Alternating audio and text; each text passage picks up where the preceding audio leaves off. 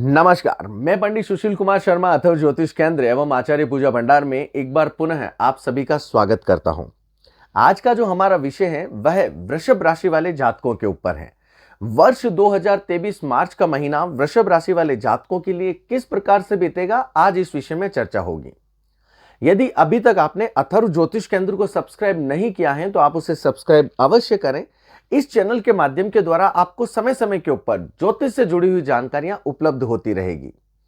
यहां पर यदि वृषभ राशि में ग्रहों की चलायमान स्थिति को यदि देखा जाए तो यहां पर यह कह सकते हैं कि जो महीना प्रारंभ है मार्च का महीना, उसके साथ ही जो मंगल है वह वृषभ राशिगत लग्नस्थ चलायमान है। चंद्रमा यहां पर मिथुन राशि का होते हुए धन भाव में चलायमान है। केतु तुला राशि का षष्ठम भाव में चलायमान है। सूर्य बुध और शनि युक्ति करते हुए भाग्य भवन में चलायमान है। बृहस्पति और शुक्र मीन राशि का होते हुए एकादश भाव में चलायमान है और राहु मेष राशि का होते हुए 12वें भाव में चलायमान कहे गए हैं। यहां पर यदि वृषभ राशि वाले जातकों के बारे में इस महीने की चर्चा की जाए तो ईश्वर की कृपा से यह महीना वृषभ राशि वाले जातकों के लिए बहुत योग कारक है, क्योंकि जो चंद्रमा की स्थिति को यदि देखा जाए तो चाहे पारिवारिक स्थिति हो चाहे व्यापारिक स्थिति हो, कहीं ना कहीं चंद्रमा अपने शुभाशुभ परिणामों के द्वारा जातक को सफलता की प्राप्ति के परम योग कराता है। यहां पर यदि प्रथम सप्ताह की बात की जाए कि 1 से 7 मार्च का समय वृषभ राशि वाले जातकों के लिए किस प्रकार से बीतेगा, तो यहां पर यह कह सकते हैं कि यहां पर इस सप्ताह की शुरुआत के साथ ही, क्योंकि 1 और 2 मार्च को द्वितीय भावगत चंद्रमा सम की स्थिति अच्छी होने के कारण कहीं ना कहीं लाभ प्राप्ति के परम अवसर जातक को मिलेंगे। अटके हुए जो भी कार्य हैं वह ईश्वर की कृपा से दूर होंगे, परिस्थितियां अनुकूल होगी। साथ ही साथ ये कहा जा सकता है कि जो महिला वर्ग है उनके लिए ये समय काफी योग कारक है। यदि उनके कहीं ना कहीं से कोई भी कार्य अटका हुआ है या कहीं से कोई लाभ प्राप्ति के अवसर नहीं मिल रहे हैं तो उनके जो कार्य अटके हुए हैं वह ईश्वर की कृपा से जरूर दूर होंगे और वो उनको एक सफलता प्राप्ति के परम योग इस समय अवधि में मिलेंगे। 3, 4 और 5 के समय की यदि चर्चा की जाए तो यह भी बहुत शुभ फलदायक समय कहा गया है। आगे बढ़ने के नए अवसर इस समय अवधि में जातक को मिलेंगे। यहां पर यह कह सकते हैं कि जातक को कहीं ना कहीं से ईश्वरी कृपा से एक जो ऐसा काम होगा जिसके द्वारा जातक को कभी भी पीछे मुड़कर देखने की आवश्यकता नहीं होगी, क्योंकि यह समय जातक के लिए कहीं ना कहीं भाग्य के द्वार खोलने वाला समय कहा गया है। इस समय अवधि में यदि कोई भी नया अवसर ऐसा मिल रहा है कि जिसमें लगता है कि हाँ भैया इसमें भविष्य अच्छे से निकल जाएगा, तो भैया बिल्कुल अपने इष्ट के ऊपर विश्वास रख के उस कार्य को जरूर कीजिएगा। ईश्वर आपको उसमें परम सफलता प्राप्ति के योग जरूर देंगे। यहां पर यह कह सकते हैं कि ये जो समय है जातक को कहीं ना कहीं पारिवारिक योग कारक भी समय कहा गया है कि जातक कुछ समय अपने परिवार के साथ में इस समय अवधि में जरूर बिताएगा। साथ ही साथ थोड़ा सा जिसे ये कह सकते हैं कि जो कारोबार के संबंधित जो कार्य रहते हैं इस समय अवधि में जातक का जो कहते हैं ना कि पूरा समय इसी में ही बीतेगा। 6 से 7 मार्च का समय वृषभ राशि वाले जातकों के लिए थोड़ा सा कष्टकारक समय कहा गया है। इस समय अवधि में ऐसा हो सकता है कि कहीं ना कहीं जातक किसी ऐसी मुसीबत में पड़ सकता है जो कहते हैं ना कि कोई ऐसे कार्य थे जिसके द्वारा खुलासा हो जाना, तो जातक इस समय अवधि में थोड़ा सा बच के रहें, वो जातक के लिए अच्छा है। यदि कामकाजी कोई भी कार्य है या दफ्तर के संबंधित कोई भी कार्य है तो उस समय अवधि में आप जो लेन देन कर रहे हैं उसमें भी आप बचें, क्योंकि आपके ऊपर इस समय अवधि में षड्यंत्र हो सकता है। कुल मिला के ऐसा है कि आपका मान भंग होना, परेशानी में पड़ना, दिमागी तौर से परेशान होना, धोखे की संभावनाएं इस समय अवधि में अधिक हो सकती हैं। तो विशेष तौर से जिन व्यक्तियों के बारे में आप ना जानते हो तो उनसे इस समय अवधि में थोड़ा सा दूर रहें, तो ये आप लोगों के लिए काफी अच्छा रहेगा। वृषभ राशि वाले जातकों के लिए द्वितीय सप्ताह की बात की जाए कि 8 से 15 मार्च का समय वृषभ राशि वाले जातकों के लिए किस प्रकार से बीतेगा, तो यहां पर यह कह सकते हैं कि 8 से और 10 मार्च का समय सामान्य बीतेगा। साथ ही साथ यहां पर यह कह सकते हैं कि एक अवसर ऐसा मिल सकता है जिसमें अचानक लाभ प्राप्ति के परम अवसर मिले। तो ये जिसे ये कहते हैं ना कि ये समय बुराने वाला है। यदि आपको अवसर भी मिल रहा है तो उसको भी आपको नहीं छोड़ना है। इस समय अवधि में ऐसा भी हो सकता है जो कामकाजी लोग हैं उनको एक अवसर की प्राप्ति हो कि भैया अरे आप ये काम कर लीजिए, तो कहीं ना कहीं आप उसको ले लीजिएगा, क्योंकि कहते हैं ना कि अवसर हर बार नहीं मिलता, लेकिन अवसर यदि आपको मिल रहा है तो उसको आपको छोड़ना भी नहीं है। कहते हैं ना कि जिम्मेदारियों से यदि इस समय अवधि में आप डर गए तो भैया कुछ नहीं कर पाएंगे। यदि आपको मौका मिल रहा है तो आप उसे ले लेना और अपने ऊपर पूरा विश्वास रखना कि अरे मैं कर लूंगा, तो ईश्वर की कृपा से आप उसे 100% कर लेंगे। ये काफी अच्छा आपके लिए रहेगा। साथ ही साथ यहां पर ऐसा कहा जा सकता है कि जो 11 और 12 मार्च का समय है वह उत्तम संपत्तिदायक समय कहा गया है। व्यापार और नौकरी के प्रति भी लाभ प्राप्ति के परम अवसर आपको मिलेंगे। यहां पर ऐसा कह सकते हैं कि करियर के प्रति आप किसी भी प्रकार की कोई भी लापरवाही ना बरतें। विशेष तौर से यदि आप किसी भी महिला मित्र के साथ हैं तो आप जितना हो सके उतना कीप ए डिस्टेंस, मतलब वो आपके लिए काफी अच्छा रहेगा, क्योंकि ज्यादा मेलजोल कहीं ना कहीं नुकसानदायक हो सकता है। इस चीज का विशेष तौर से ध्यान दें। इस समय अवधि में आय के नए साधन आपके हो सकते हैं।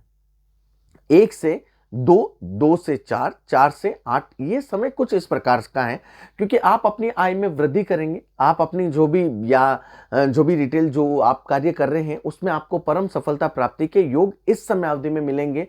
कार्य विस्तार आप इस समय अवधि में कर सकते हैं। 13 से 14 मार्च का समय, जिसे ये कह सकते हैं सफलतादायक समय कहा गया है। इस समय अवधि में यदि जो विद्यार्थी वर्ग है उनके लिए काफी योग कारक है। जो प्रतियोगिता परीक्षा दे रहे हैं उनके लिए भी ये समय काफी अच्छा है। भैया आपको सफलता प्राप्ति के योग इस समय अवधि में ईश्वर जरूर देंगे। आप अपने ऊपर पूरी तरीके से विश्वास रखें, ये काफी अच्छा रहेगा। आपका मनोबल इस समय अवधि में बढ़ेगा। साथ ही साथ ये कह सकते हैं कि बड़े अधिकारियों के साथ आपके घनिष्ठ संबंध होंगे। आपको कहीं ना कहीं से अच्छे सहयोग की प्राप्ति इस समय अवधि में हो सकती है। यहां पर 15 जो मार्च का समय है ये थोड़ा सा कष्टकारक समय कहा गया है। कहीं ना कहीं इस समय अवधि में थोड़ी सी आपको दिक्कत आ सकती है। दिमागी तौर से आप इस समय अवधि में परेशान रह सकते हैं। यदि तीसरे सप्ताह की बात की जाए 16 से 23 मार्च का समय, तो आरंभ जो है, जो 16 से 17 का समय है, ये अच्छा नहीं है भैया। इस समय अवधि में आपको व्यर्थ के कामों में आपका मन लगेगा, या फिर ऐसा हो सकता है कि आपके जो निर्णय लेने की क्षमता है ये इस समय अवधि में कमजोर हो। आप कोई गलत निर्णय ले सकते हैं, या फिर इस समय अवधि में आलस आ सकता है, मतलब काम में आपका इस समय अवधि में मन नहीं लगेगा। इस समय अवधि में विशेष तौर से ध्यान दें कि यदि आप कार्य के प्रति कोई जोखिम उठाना चाहते हैं, आप रिस्क लेना चाहते हैं, तो रुकें।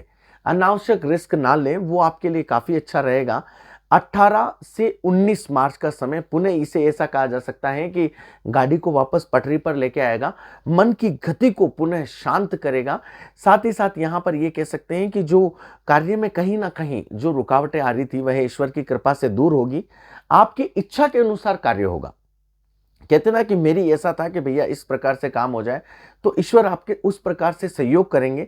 साथ ही साथ इस समय अवधि में आप कहीं ना कहीं बाहर की यात्रा कर सकते हो।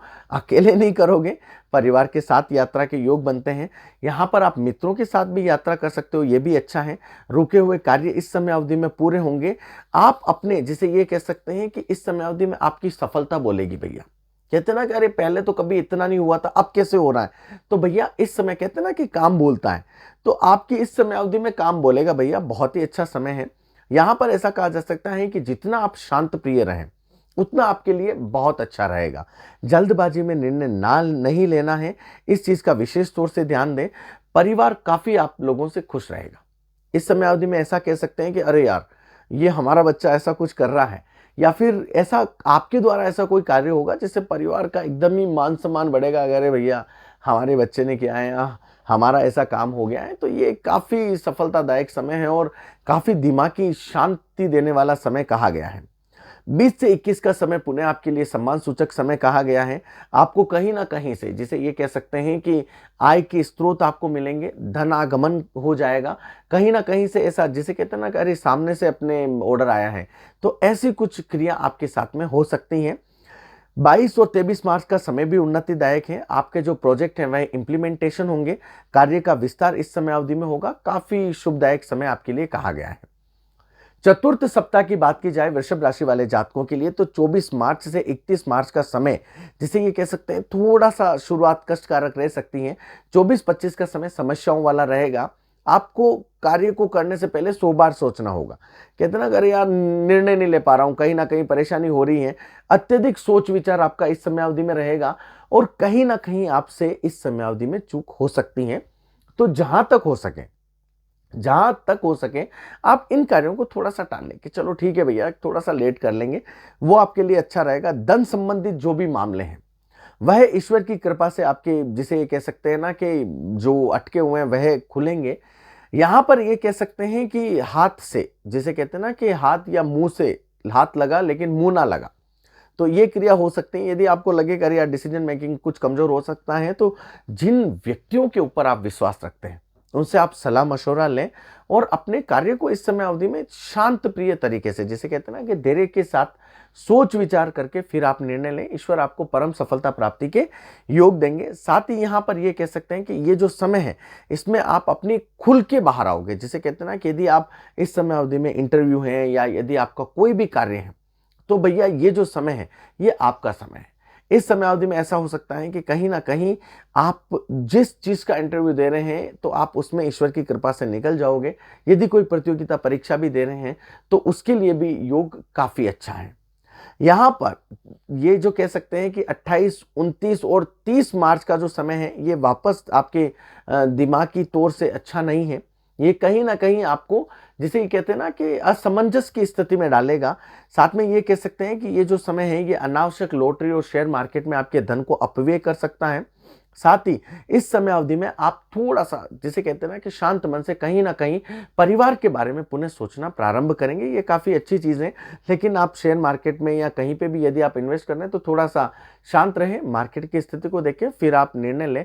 जल्दबाजी में आप कोई भी कार्य ना करें, वो आपके लिए अच्छा रहेगा। 31 का समय पुण्य धन प्रदायक समय कहा गया है।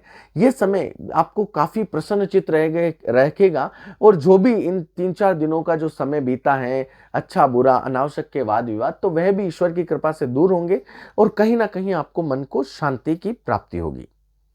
यदि अभी तक आपने अथर्व ज्योतिष केंद्र को सब्सक्राइब नहीं किया है तो भैया आप उसे सब्सक्राइब अवश्य करें। इस चैनल के माध्यम के द्वारा आपको समय समय के ऊपर ज्योतिष से जुड़ी हुई जानकारियां उपलब्ध होती रहेगी।